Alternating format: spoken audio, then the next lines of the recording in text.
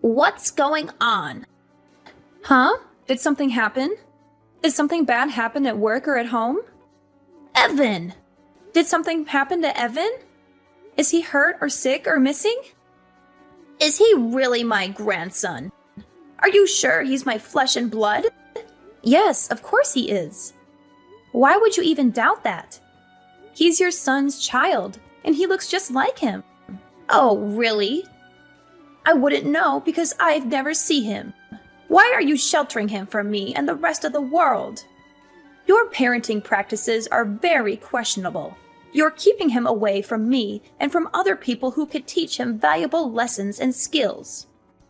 I'm not sheltering him from anyone. Whenever we walk around the neighborhood, I make sure he says hello to all of our neighbors. I'm not trying to prevent you from seeing him or anything. We just went over to your house 2 weeks ago. You're exaggerating and being paranoid. That's not enough. He's going to know the people in his neighborhood better than he knows his own grandmother. You're being very inconsiderate. Think about how that looks for me. You're depriving him of a close bond with me and a sense of family and tradition. Mom, listen. We've discussed this before. Wanting to see your grandchild is one thing. It's totally different to want to see your grandson so you can force him to do what you want. You invited him over, saying you wanted to play, but you made him rearrange your living room with you. You tell everyone he's going to Harvard, so you force him to study instead of letting him play outside. It's no wonder he doesn't want to come over that much. You use him as a tool to fulfill your own agenda and to impress others. You don't let him have fun or be himself. You make him feel stressed and unhappy whenever he's with you. What are you saying? How dare you talk to your mother-in-law that way? Are you accusing me of being a bad grandmother and a bad person? How disrespectful and ungrateful of you. You should be thankful that I care about him and that I want the best for him. Trust me, I want Evan to have a good relationship with you. But that's not going to happen if you keep making him do things he doesn't want to do because you think it's right. I appreciate that you love him and that you have good intentions for him. But you need to understand that he's his own person and that he has his own dreams and preferences. Are you doubting my judgment? You're such a naive, foolish woman. I've been on this earth far longer than you have. I know what's best for him. You're really failing as a parent. I think you have a lot to fix about yourself before you can continue to raise your son. Yeah, okay. I'll get on that. Sure, whatever. I'll do that right away. By the way, when are you expecting your baby? James told me the news. You're having another child, right? Why did you keep it a secret from me? Why didn't you share this wonderful news with me as soon as you knew? Oh, my bad. We've been very busy and stressed since we learned about it. This is what I mean by your mistakes and flaws. You need to improve yourself before your second child is born and be a better mother and a better daughter-in-law. I'm warning you now. You better have a daughter this time, or you'll face the consequences. What is that supposed to mean? I can't choose the gender of my baby. It's determined by nature and chance. I don't care about that. What if you have another rude and disobedient son like Evan? This world needs more females, not males who cause trouble and violence. And I'll be the one who decides what to call her. Don't you even think about arguing with me or defying me on this matter. Excuse me? You can't be serious. I've always dreamed of having a little girl of my own. It's not my fault that my marriage ended before I could have one. James is my only son and my only chance of having grandchildren. I suppose technically you are my daughter by marriage, but I don't think of you as my daughter at all. You're nothing like the daughter I wanted or imagined. Just give me this one small thing. Won't you let me fulfill my lifelong wish? So basically you're saying, shut up, I'm going to choose your daughter's name. Is that about right? Exactly. Yes, that's exactly what I'm saying. Wow. The parents of a child are the ones who name it. Have I made myself clear? A mother-in-law's authority is supreme. Everyone knows a daughter-in-law must obey whatever her mother-in-law demands. I won't tolerate any arguments or complaints from you. It's already settled. I'll be accompanying James when he comes to see you in the hospital, and I'll inform the doctors of the name I've selected for her. Let me know as soon as possible if you're having a son or a daughter. Do you understand what I'm saying? You're having a boy? Yes. I told you that I wanted you to have a girl. You're useless. I heard James was so disappointed like I was. Mom, I don't care if I have a boy or a girl. No matter which it is, I'll love them the same. I've never seen James like that before. He went into a rage and was screaming at the top of his lungs. He did that? Yes, he did. He was screaming, "Why isn't it a girl? Do something, you pathetic excuse for a doctor."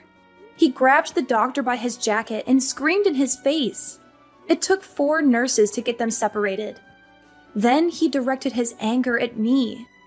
He screamed at me until he lost his voice, then stormed out and went home. He went that crazy just because we aren't having a girl. He didn't listen to me at all. Maybe if you talk to him, you could calm him down. I'm not going to do that. What? Oh, based on what you're saying, James did nothing wrong. He feels the same way I do. We both want a girl. I tried telling that to the doctor too, but I guess he didn't listen. I've been calling him every day. You have? What do you think he could do? Of course I've been calling him. What good is he if he couldn't make you have a girl? James's reaction was only natural. A hospital is nothing more than a service, and we're the customers. Are you insane?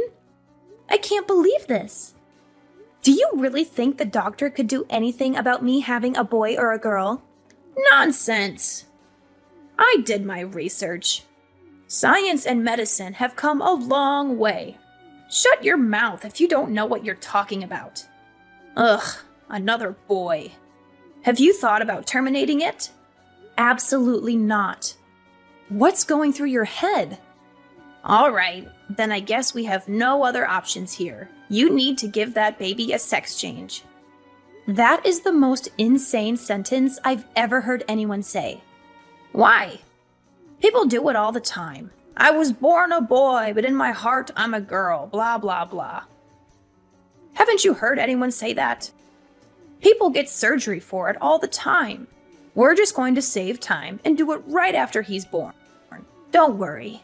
I'll pay for it all. That's what I decided, and my word is final. Understood? Kathy, are you listening? Yeah. I just had to go and throw up. Don't try to fake morning sickness. You're not fooling me. Everyone knows there's no such thing as morning sickness with your second child. It's not morning sickness. What you just said literally made my stomach turn over and made me sick. What do you mean?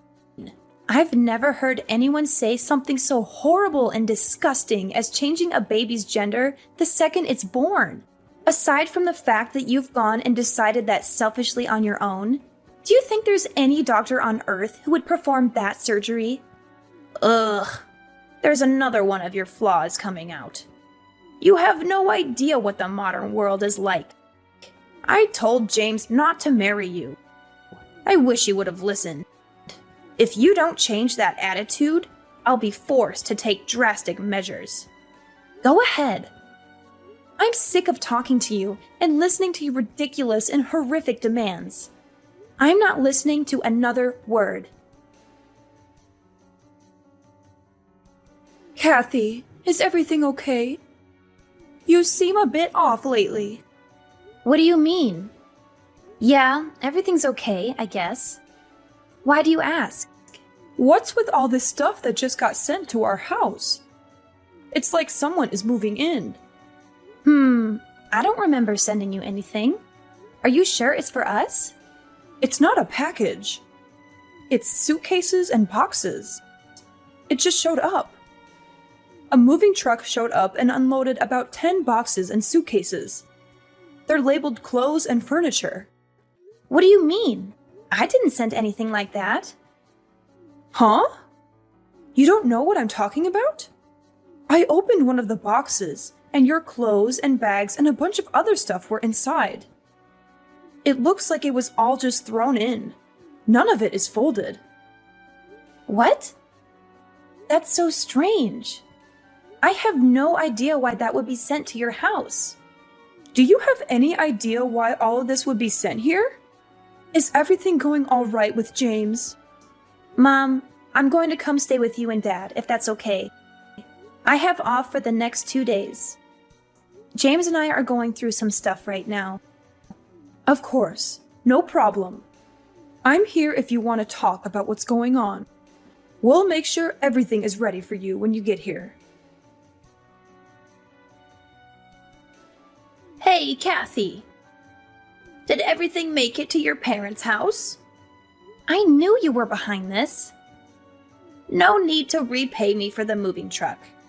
It was my pleasure. Of course, James thought it was a good idea, too. We sent over the divorce papers, too. They'll probably arrive tomorrow. Be a good girl and sign them ASAP. Divorce papers? James and I haven't decided on anything regarding a divorce. That's something a husband and wife decide, not the mother-in-law. No need to talk. James has already said that that's what he wants. He told me to text you because he doesn't want to talk to you. Is that so? Isn't he concerned at all about his children? Oh, you mean that little brat and the fetus inside you? He said you can have them. He said he doesn't need them anymore. Don't worry, he agreed to pay child support. Ugh, whatever. I'll sign the papers and bring them down to the courthouse tomorrow afternoon. Would you look at that? As soon as money comes into the conversation, you agree right away. You are not even trying to hide the fact that you're after his money. I don't care about that money. My dad's right next to me and has been reading this conversation. I'm taking his advice to get rid of that pathetic husband and his wretched mother. Money is an afterthought. Plus, my dad said he'd figure something out in regards to money. Your father said that? As in, your father, the real estate agent, said he'd take care of money. He's never given your James a cent up until now. He said he wanted us to learn the value of $1 on our own before he helped us out at all. I respected his choice to not give us any handouts. We never needed any help anyway, because I make a good salary at my job. But now if he helps me financially, I won't need any money from you two monsters. Well, isn't that nice? Daddy coming in to save the day, saving you from the evil villains you're making us out to be. That's ironic, since you're the only one who's to blame for all of this. You're the one who just couldn't make my wish come true and have a girl. I've got to ask, why are you so obsessed with me having a girl? Well, isn't it obvious? We'd put her in lessons from a very young age. She'll learn to sing and dance and become a little superstar. Once she gets scouted and becomes famous, she'll thank me by paying for anything I want for the rest of my life. I saw something like that on the news a little while ago. If she has James's genes, she'll be gorgeous. On the other hand, a boy will be completely useless to me. Unbelievable! You only care about how to use the child for your own personal gain. Isn't it natural for a child or grandchild to care for the people in their family? If you don't want any child support, that's fine. Don't come running back to us when Daddy runs out of money to give you. Sure, whatever. In return, I want you and James to never contact me or my family ever again. There's nothing I want more than to never, ever see you again. We get to cut you out of our lives, and we don't need to pay you anything. Oh, what a dream. Well, then there's nothing left to discuss. Have a nice life. You worthless, pathetic woman.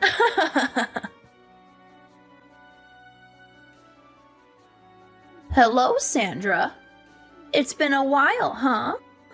How have you been, huh? Who's this? What do you mean? It's me. I had the displeasure of having your daughter marry my son for a little while. It's Kyle. Oh, I wasn't sure who it was because I thought my daughter very clearly told you never to speak to any of us again. Trust me, I wish I didn't have to. But there's something I really need to talk to Kathy about. For some reason, I can't get a hold of her. Is that right? So what could you possibly have to tell my daughter? Well, James got married last year. I see. Congrats. It's nothing to congratulate me on. What's that supposed to mean? His new wife is awful. She doesn't listen to anything I say. She always talks back to James, too. She's too abrasive and dismissive of our advice and requests. Oh boy. Sounds like a real problem. The worst part about it is she doesn't want to have any kids. Well, it's becoming more and more common these days for married couples to decide on not having kids. I don't care about other couples. Isn't it a woman's duty to listen to her mother-in-law's wishes? It's completely unacceptable. So that's what I wanted to talk to Kathy about. I was wondering if Kathy could take James back. Excuse me? In a few years, I think I'm really going to slow down. I'll need someone to look after me. I don't think this new woman is going to help me at all. So let me get this straight. You want Kathy to come back so she can take care of you when you get old and feeble? Oh, not just that. If she comes back, I'll forgive her for having a boy instead of a girl like I wanted. I won't say anything else about her having a girl. What do you think? I don't even have to ask her. It's a resounding no. What? He's married now. What is he going to do about his new wife? Well, of course I'll have them get divorced. She's not a good fit at all in this family. That's what I thought. I don't think there's a woman on earth that's a good match for your family. Pardon me? Actually, I'll put it this way. You and your son are not a good match for my daughter. There's absolutely nothing you can say or do to convince me to let Kathy go back. Is that so? Like mother, like daughter, right? Oh, you're both disrespectful. Not to mention you're both good at getting on my nerves. Fine. I'm never going to contact you ever again. Really? Oh, that's great. I don't need a worthless woman who can only have boys. Oh, by the way, we named the baby Ricky. What? Kathy said she wanted me to be the one who named the baby. It took me a while to think of a name, but I really liked Ricky. Once she was born, she really did look like a Ricky. What are you talking about? Wait 1 second. Yes? Your daughter had a boy, didn't she? Nope, it was a girl. What? You didn't know? Of course not. The doctor said she was having a boy. Oh, that's right. Turns out the first ultrasound didn't get the best view of the baby.